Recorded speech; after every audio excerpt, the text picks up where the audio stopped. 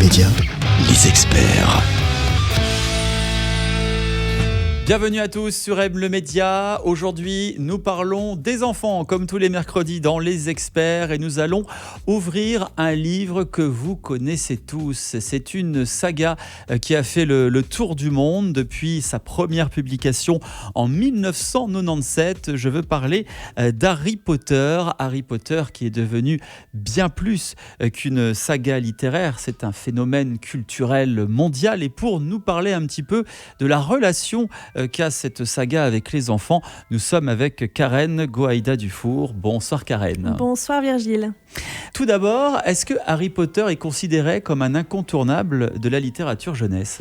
Effectivement, depuis sa sortie, on peut dire que Harry Potter est un incontournable et pour pas des moindres raisons, c'est quand même un des livres, des 10 premiers livres lus au monde et vendus au monde et qui a permis à beaucoup d'enfants de débloquer la lecture, l'envie de lire en tout cas. Pas forcément lecture débutant, mais l'envie de suivre une saga et des romans. À quel âge les enfants peuvent-ils commencer à lire du Harry Potter ? Alors souvent on me pose cette question parce que c'est quand même, on connaît, c'est un petit peu maintenant facile. Ce monde fantastique. Oui, on trouve même des Harry Potter dans les supermarchés maintenant, donc en fait on a l'impression qu'il y a une facilité comme ça. Et effectivement, les 2 premiers tomes d'Harry Potter sont des livres accessibles à tous. Assez accessibles. Oui.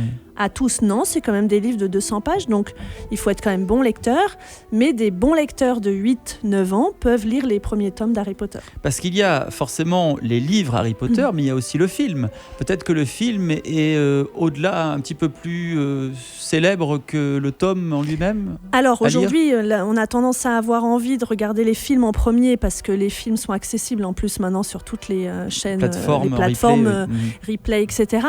Mais quand même, moi en tant qu'enseignante et puis en tant que lectrice et auteur, je conseille quand même aux enfants et aux parents surtout de ne pas montrer les premiers tomes d'Harry Potter avant que les enfants aient envie de les lire.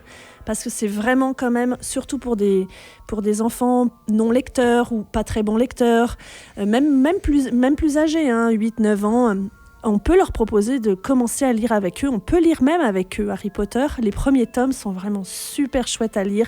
Encourage la lecture, stimule l'imaginaire. C'est un monde féerique, c'est beau, c'est chouette. C'est une histoire d'amitié. C'est très positif les premiers livres d'Harry Potter. Ça vaut vraiment la peine de les découvrir avant le film.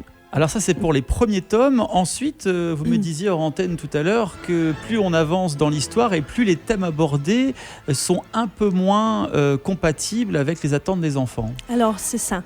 En fait, moi, j'ai été plusieurs fois surprise de voir des enfants très matures, par exemple, de 9-10 ans, lire les 5e, 6e, 7e tomes d'Harry Potter. Et attention quand même, un petit bémol quand même pour les parents qui les ont pas lus, c'est que ce sont des livres quand même qui évoluent dans les thèmes avec l'âge des personnages. Il faut voir que le dernier tome d'Harry Potter, les personnages ont 17-18 ans. Donc il y a quand même, à partir du 4e tome, déjà des histoires de romances d'adolescents, des choses comme ça. Mais au-delà de ça, des thèmes beaucoup plus sombres. La torture, la mort, le sacrifice, la violence. Oui, vraiment, il y a de la torture physique, des références culturelles et historiques aussi, au Troisième Reich, par exemple.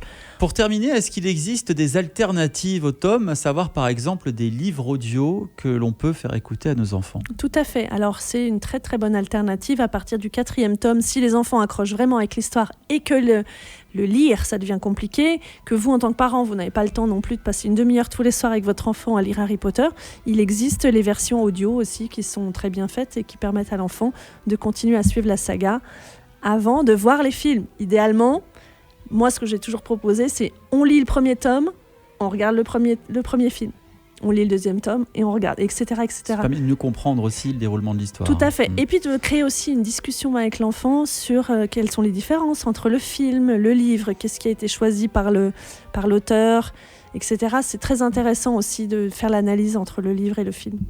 La saga Harry Potter, ce monde féerique qui ne demande qu'à être découvert. Donc, en faisant forcément attention aux différents thèmes qui sont un peu moins adaptés aux enfants.